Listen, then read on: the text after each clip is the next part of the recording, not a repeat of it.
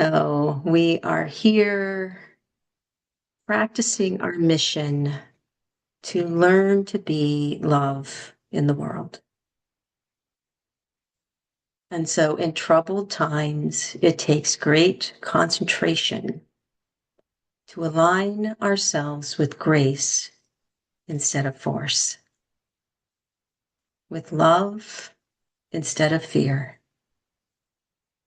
We begin by allowing ourselves to be loved along with all the rest of creation.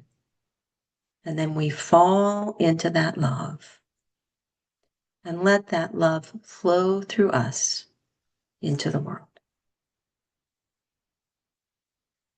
So we talked about last week, and we'll continue to talk about the one obstacle, the one and only obstacle between us and completely clear channels of love flowing into the world. And that is our ego, or our ego conditioning. So we'll be talking a little bit more about what we mean exactly by the ego. So going back to my definition of the ego, which is that it is a psychic structure constructed by the individual in order to navigate culture.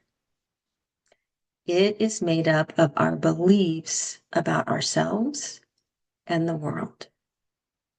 These beliefs developed from a lifetime of experiences. And the most fundamental belief, the one that we all share, is that we are a separate self. So I'm going to say something that might seem very obvious, and yet I think it always is kind of constantly a surprise as well, which is that our beliefs and our opinions, the things we now take to be completely true, are not hardwired into us at birth. We came into this world with zero beliefs or opinions. That's not a surprise, right? We were babies, we were infants, we didn't have beliefs or opinions. But we have to always remember that everything we believe now, we learned through our interactions with our environment. So this is how it works. We have an experience, we respond in some way, and then our environment responds back to us, either positively, negatively, or indifferently. And I'm going to give you an example in a minute, so don't get wrapped up in this explanation. So our environment responds back to us, and that creates another experience for us. We're feeling that response from the environment. If the reaction is positive, if it feels good in our being, we repeat the response that we had, so that we can get the same experience from the environment, the same positive experience from the environment. If the experience is negative, we adjust our response in order to avoid the bad feelings that come from the negative response. In other words, we do what we have to do to keep that experience from happening again. So a very simple example that may have happened to many of us in this room is a hot stove.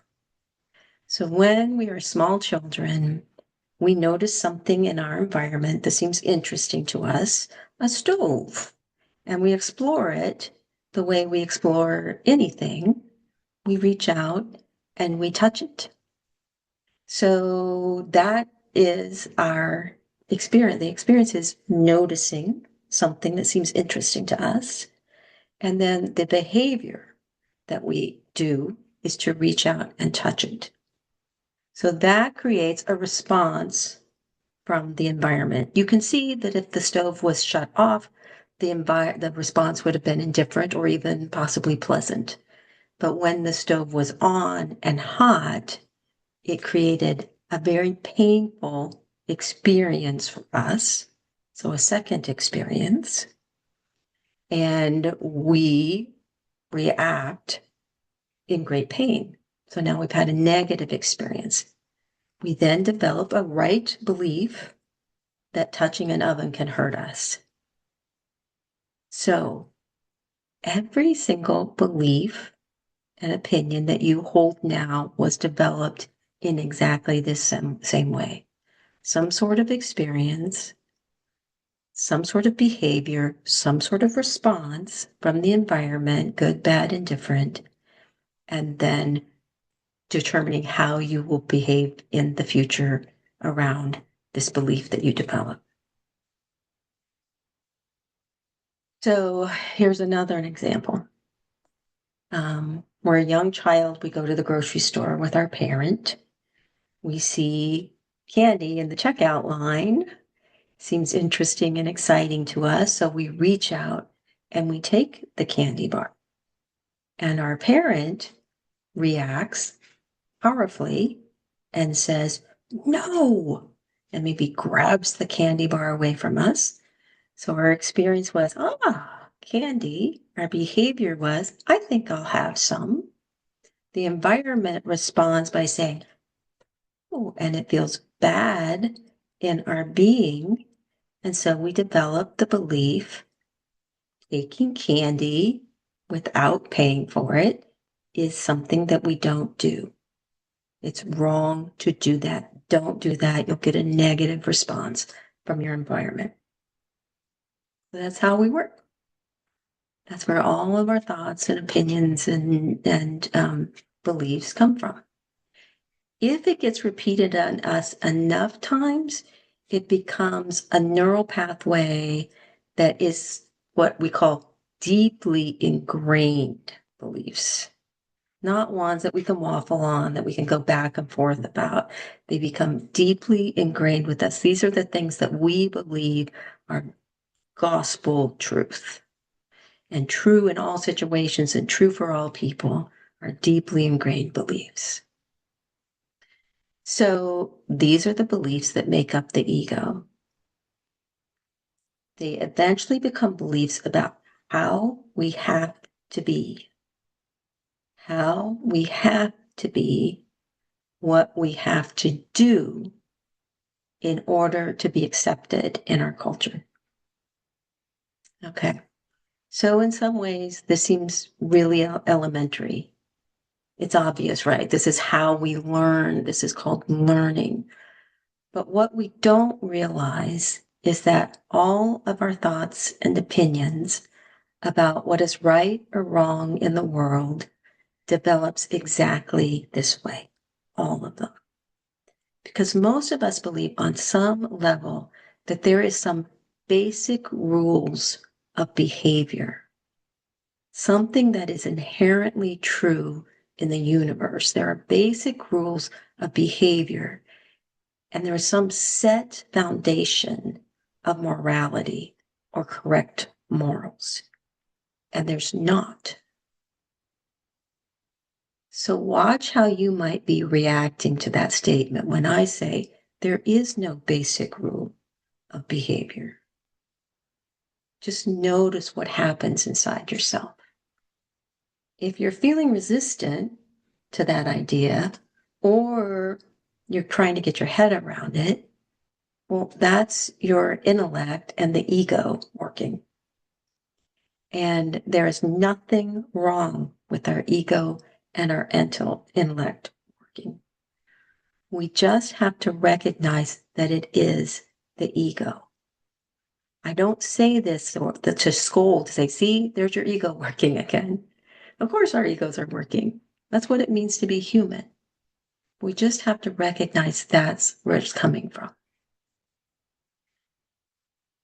So your ego might be saying something like, that just can't be right. It just can't be right that there's no basic foundation of morality, because there's something in us that causes us to be kind to one another. Something in us that seems to impel us to love one another. It's something that causes us to show up here in order to try to move towards unity and oneness and love. And the thing is that, yes, there is something in us that does all that. And here's what's very important to know. That has nothing at all to do with your opinions, your beliefs, or about what is right and wrong. That place in you that wants to love has nothing to do with your thoughts, your opinions, and your beliefs about what is right and wrong. I'm going to come back to that in a minute. But first, just a little bit of word about our culture. We're going to take a look at our own deeply held beliefs and about what your deeply held beliefs should be. And what your shoulds will be are all dependent on the culture and cultures that you belong to. So we might have deeply held beliefs that say, I should be kind, I should be loving. Or we might have deeply held beliefs that say, I should be rich, I should be beautiful. Or I should be smart, I should be in charge. Or I should be quiet, I should put others first. So our deeply held beliefs will all depend on the feedback that we got from our culture. So if you're listening to this on a recording, I'm going to invite you in a minute to put this on pause and to make a list of your deeply held beliefs about how you should be. And if you're listening to this on recording and you're anything like me, you'll say, oh, I'll do that later. I'm not going to pause the recording now. But really, I want you to pause the recording now and make a list about what your deeply held beliefs are about how you should be. And once you've made that list, I invite you to pause again and make a list of how you shouldn't be. The ways that you are not allowed to be, the things that would cause you to get rejected in your culture. So this exercise allows us to understand the particular beliefs that our ego runs off of. So here's a very important question about our beliefs. Do you believe that you're right? Do you believe that your beliefs and opinions are right? And is it your belief that you or your side or the people that you admire, your peeps, your teams, are the ones that are in the right? And you may say, well, of course, Rebecca, so do you. Or you wouldn't be on the team that you're on. You wouldn't be with the people that you identify with. So here's the thing that I want to share with you guys. This whole practice is turning me on my head. This whole practice is calling me and leading me really powerfully into not being on a team. And I'm having this big awakening into only desiring to be on the team of the human race, the team of nature as a whole, to be a part of the world, to be a part of love, to be a part of all of us as one. And our egos are going to say, nope, you can't do that. The other side is wrong. They're mean or they're dumb. They're just plain wrong. being on one big team where we all live as a happy family. It can't possibly work, can it? Okay, so let's go back to the beginning. The only thing that obstructs the flow of love is our thoughts, beliefs, and opinions. The only thing that obstructs the flow of love is our ego. If we want to allow ourselves to be loved, to fall into love, to let love flow through ourselves into the world, we have to be able to relax the ego. We have to stop believing in the good guys and the bad guys. We have to stop believing in the right guys and the wrong guys. We have to stop believing that we're right. If we stop all of that, well, what are we left with? So I'll tell you what we're left with. We are left with the very essence of who we actually are, the qualities of the soul. We are left with presence. And these things I'm listing have nothing to do with the ego, opinions, or beliefs. So listen to them. We are left with presence. We are left with compassion, acceptance, hope, lightness, freedom, trust. It's all right there. And I believe with all my heart that those parts of ourselves can change the world in a way that the ego never could, and never can. We can all see that the ego is failing badly. So let's give our souls, let's give all souls a chance. Let's practice together. I invite us to take a deep breath in,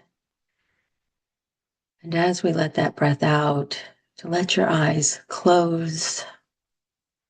Let yourself become fully here into this moment. Let all the words fall away, all of the talking that I did. Just come right now into this moment. And then let's take another breath in together. And as we let that one out, let yourself fall right down into love. Imagining that you're a drop of water that falls right down into the ocean. And you become one with love here now.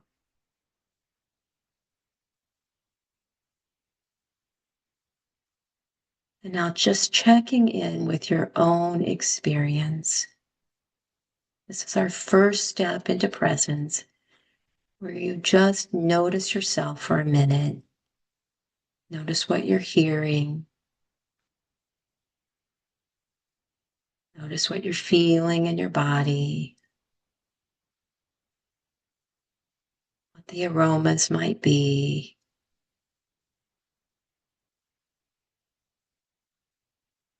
What emotions might arise.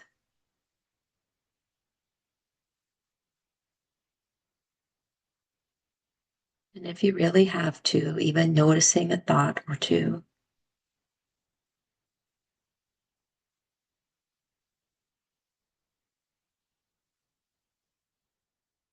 And then bringing your awareness to your physical being. This is the solid part of ourselves, the part of us that will always ground us when our inner life is rocked or afraid or worried. We can come into our bodies. We're going to allow love to fill our physical being, beginning with our feet. Just let it flow into your feet and your legs.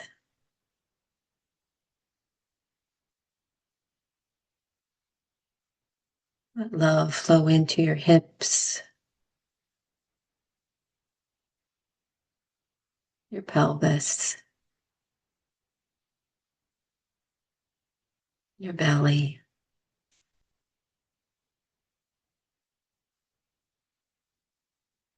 Let love flow into all the organs of your belly and your chest. Let love flow into your beating heart and your shoulders, your arms, and your hands.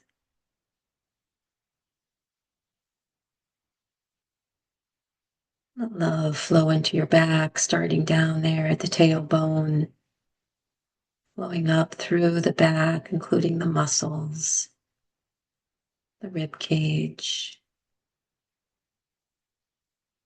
flowing up the neck, filling the head, and coming to rest on your face.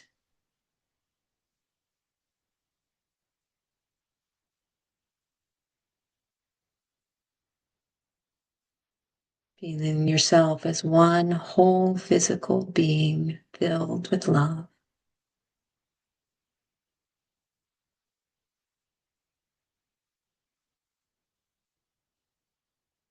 And now noticing your inner landscape, beginning with your heart, your emotional center. Letting love fill that part of you and expand that part of you as far out from your being as it desires to go.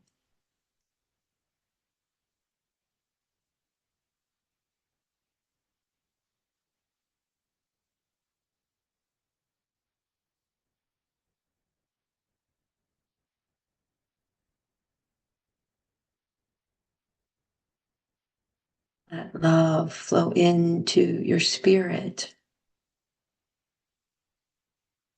Let it affect your aliveness, your energy, your flow.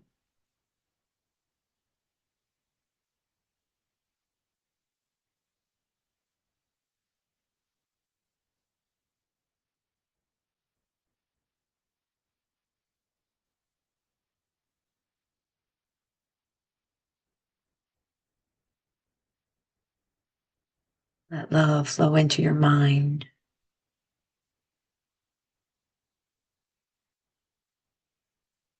Let it expand your mind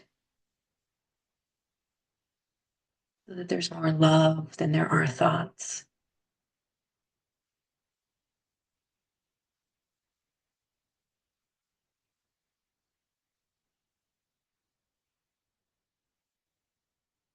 And now feeling the wholeness of your being.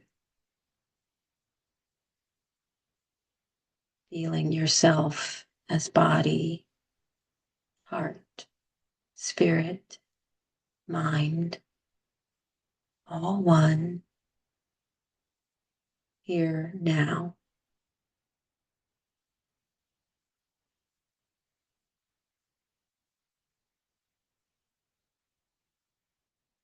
And then let your awareness or your full being expand out beyond your own four walls and connect with all being.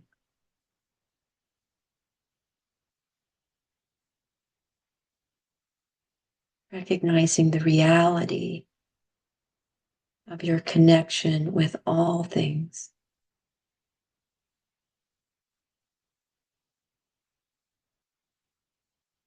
imagining the way it is all filled with love.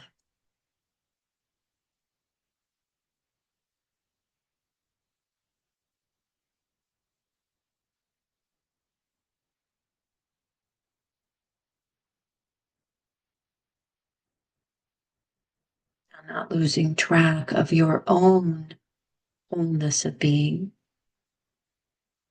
Notice the way you are being drawn into the earth.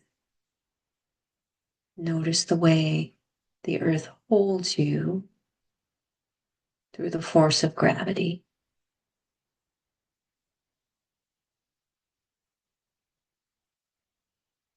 Noticing what it is like to be held.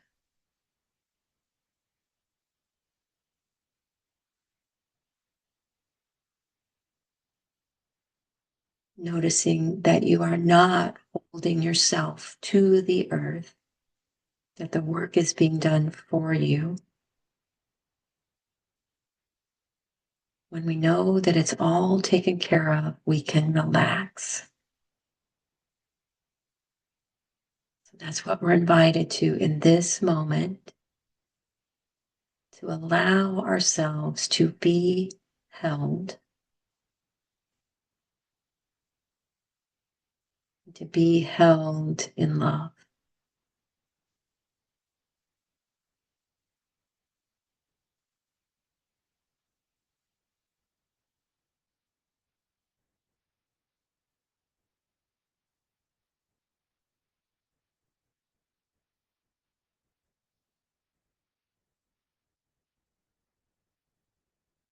Recalling once again the wholeness of your being, remaining in this space of holding. Become aware of the flow of your breath. We'll just spend a few breaths noticing the natural flow of receiving and letting go.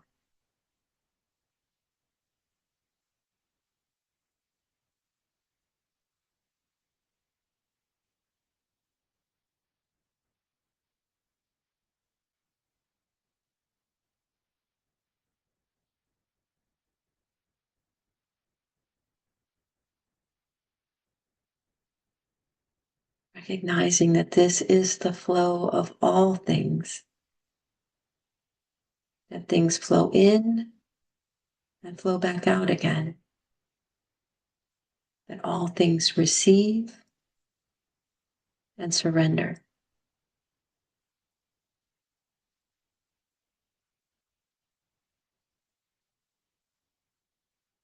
So we let the breath be our guide into deep surrender.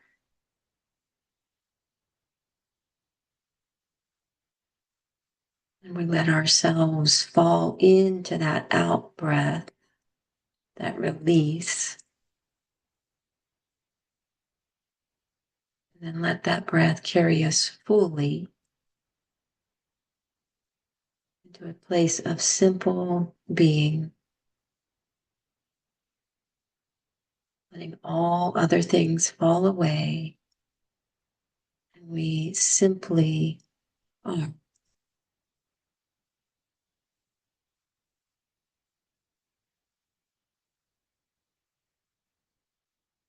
Resting in love.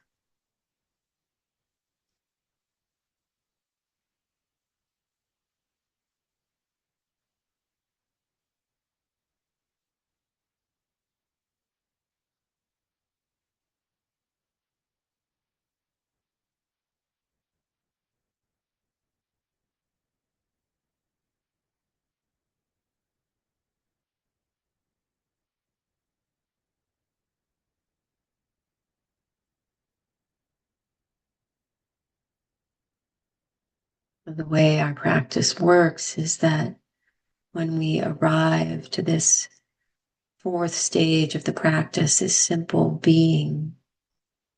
When we observe ourselves, we can see that so much has fallen away. What falls away is the ego. When the ego falls away, we can access that essence of ourselves. This is the part of us that can change the world.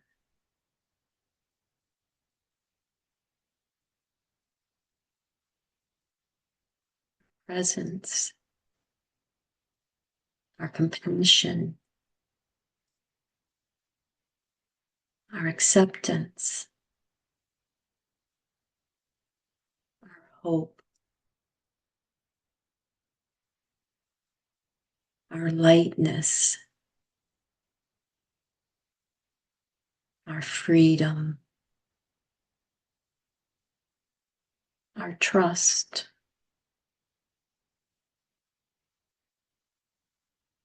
our love.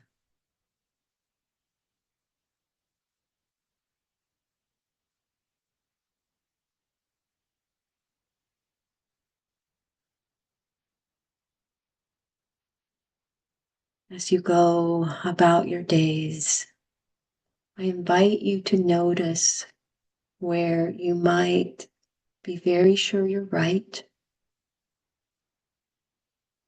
to notice where you might be creating separations, to notice where you might more deeply desire unity, oneness, love for all.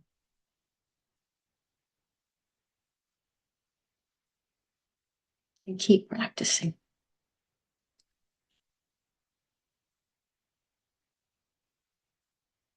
Thank you all so much for practicing with me and supporting my own practice. I love you all.